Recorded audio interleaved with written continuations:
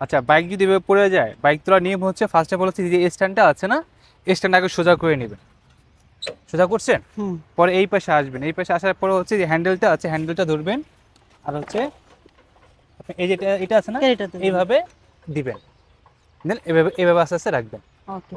যদি আপনি এই স্ট্যান্ডটা না তুলে দেন, তাহলে কি বাইক তোলার সময় এদিকে কাত এদিকে আবার পড়ে যাবে।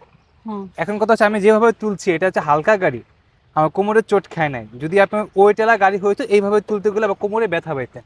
এই ক্ষেত্রে নিয়ম হচ্ছে আবার যখন মনে করি এইভাবে পড়ে যাবে গাড়িটা, মানে এটা এইভাবে পড়ে আছে, ফার্স্ট অফ অল স্ট্যান্ডটা সোজা রাখবেন। সোজা রাখার পরে হচ্ছে এইভাবে এই যে এইটাকে এইভাবে ধরে, এইটা আছে না, এটা এইভাবে আস্তে আস্তে তুলবেন। তোলার পরে একেবারে এইভাবে ওদিকে ছেড়ে দেবেন। ওকে। ক্লিয়ার? যদি বেশি ভারী গাড়ি হয়, হুম। আর হালকা গাড়ি হলে আপনি এইভাবে নর্মালি তুলতে পারবেন। ওকে।